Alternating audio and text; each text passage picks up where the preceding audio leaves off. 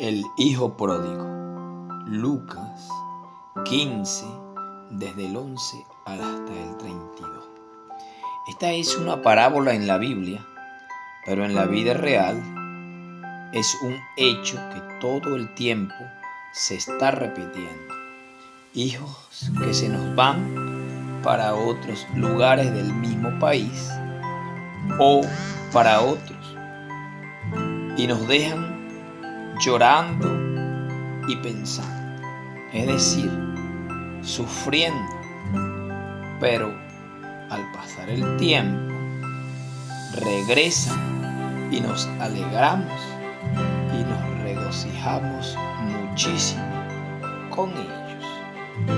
La parábola dice en el versículo 11, dice, también dijo, un hombre tenía 2 hijos, y el menor de ellos dijo a su padre, Padre, dame la parte de los bienes que me corresponde, y les repartió los bienes.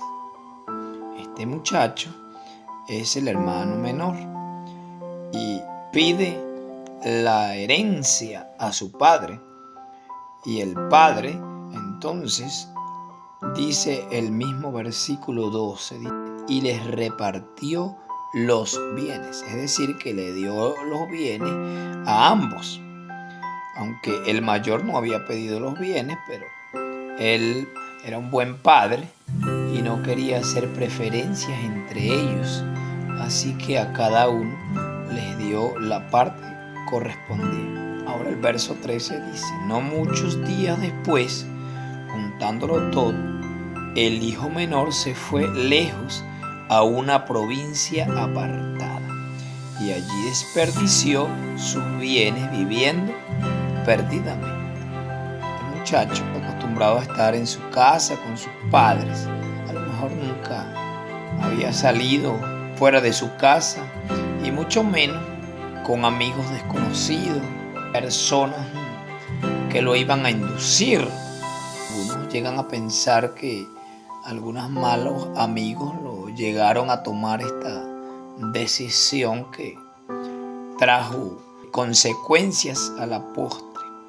Sin embargo, aquí vemos al muchacho que se va de su casa y empieza a vivir perdidamente, haciendo cosas desagradables, y lo más tremendo era que estaba derrochando el dinero, que era su herencia, era su futuro.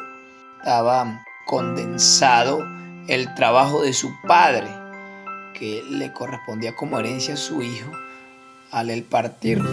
Sin embargo, le dio la herencia estando él vivo. Pero esto representaba el futuro de este joven y gastó todo el futuro de él. ¿Y qué sucede? El verso 14 dice, y cuando todo lo hubo malgastado, vino una gran hambre en aquella provincia y comenzó a faltar.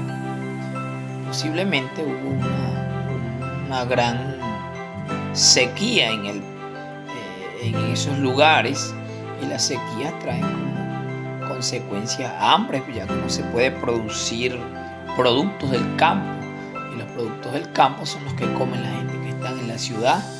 Todo lo que se produce en el campo, sea carne de bovino, porcino, de pollo, gallinas y también rubros, todo esto es lo que comen las personas en la ciudad. Y al haber sequía, pues no hay comida ni para los campesinos ni para las personas de la ciudad. Así que hubo una gran hambre en aquella provincia. ¿Y qué sucedió? Que él había quedado limpio, había malgastado todo y comenzó a faltarle.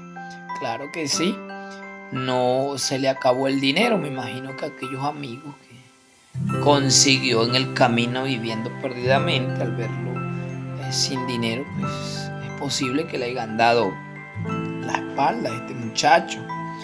¿Y qué sucede después de quedar limpio? Se acuerda lo que sabía este joven. El padre lo había enseñado a trabajar, y como eso era lo que sabía hacer, entonces buscó trabajo. ¿Dónde buscó trabajo? Dice, y fue y se arrimó a uno de los ciudadanos de aquella tierra el cual le envió a su hacienda para que apacentase cerdos. Es decir, sabía trabajar, pero un judío trabajar con cerdos, eso sí es una cosa bien difícil, ya que el cerdo es una comida no comestible para ellos, porque es un animal que es inmundo. Así que poner a este muchacho a apacentar cerdos, pues eso era una locura, era una humillación para este joven.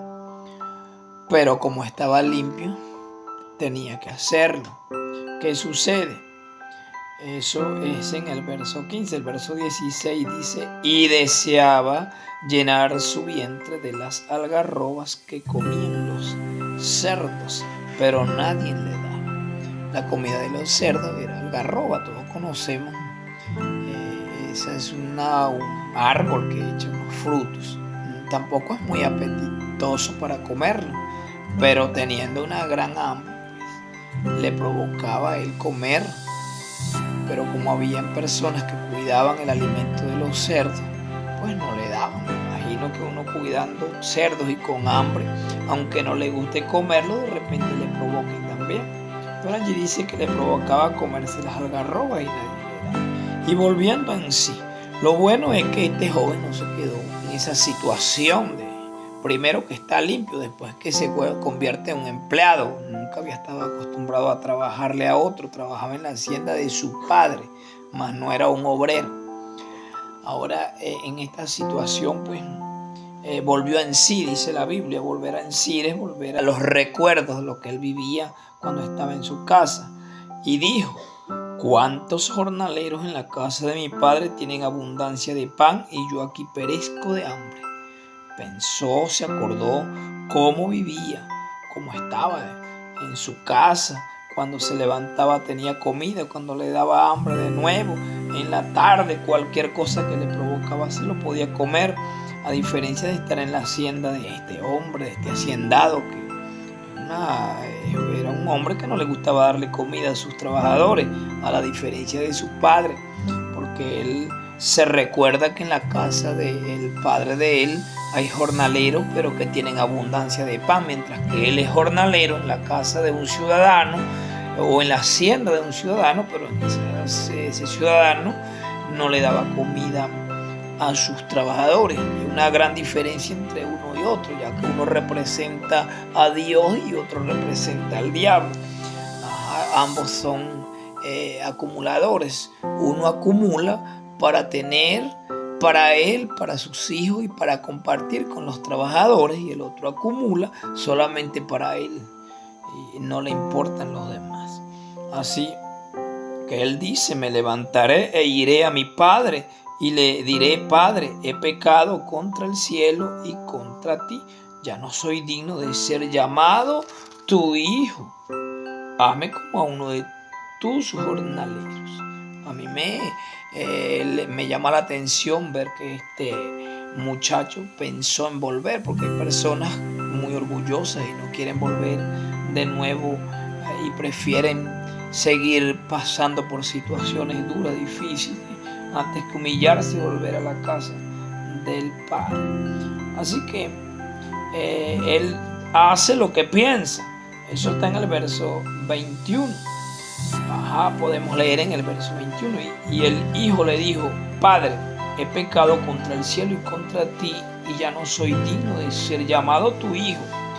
Pero el padre dijo a sus siervos: sacad el mejor vestido y vestidle, y poned un anillo en su mano y calzado en su pie. Así que su padre lo estaba esperando. Hay que entender que el padre no lo fue a buscar allá a la hacienda de aquel vecino, no. Esperó que el hijo reaccionara, volviera en sí, pensara, retornara, se humillara y hablara con su padre, pero el padre estaba esperándolo siempre. Y el padre en el verso 23 dice: traed el becerro gordo y matadlo y comamos y hagamos fiesta. Estaba bien alegre el padre, porque mi hijo muerto era y ha revivido. Él en sí no estaba muerto, estaba vivo, pero estaba muerto de necesidad. el padre lo ve como una persona que pierde los cabales, que se va de su casa, se olvida de sus principios y lo toma de esa manera de verlo como alguien que se muere, aunque estaba vivo, porque estaba trabajando y estaba pensando y estaba retornando. Se había perdido, da la otra parte, se había perdido porque había perdido sus principios, había empezado a vivir perdidamente, dice la Biblia. Estaba viviendo de una manera como no se le había enseñado, de esa manera el padre no le había dado ese ejemplo. Y es hallado. ¿Cómo fue hallado? ¿Quién lo encontró? Lo encontraron sus recuerdos. El padre no lo fue a buscar. Allí dice es hallado porque los pensamientos de él mismo, sus recuerdos, lo hallaron y lo hicieron retornar a la casa de su padre. Y comenzaron a regocijarse. Y su hijo mayor, esto es en el verso 25, dice que el hijo mayor estaba en el campo. ¿Qué se hace en el campo? Trabajar, supervisar, cuidar. Cuando vino y llegó cerca de la casa, oyó la música y las danzas. Y llamando a uno de los criados, le preguntó qué era aquello. Él le dijo, tu hermano ha venido y tu padre ha hecho matar el becerro gordo por haberle recibido bueno y salvo. Entonces se enojó y no quería entrar. Salió por tanto su padre y le rogaba que entrase, mas él respondiendo dijo al padre, he aquí tantos años te he servido, no habiéndote desobedecido jamás, y nunca me has dado ni un cabrito para gozarme con mis amigos. Pero cuando vino tu hijo, que ha consumido tus bienes con rameras, has hecho matar para él el becerro gordo. Él entonces le dijo, hijo, tú siempre estás conmigo y todas mis cosas son tuyas. Mas era necesario hacer fiesta y regocijarnos, porque tu hermano era muerto y ha revivido, se había perdido y es hallado. El hijo menor representa la iglesia de Cristo y el hijo mayor representa a los judíos en Israel.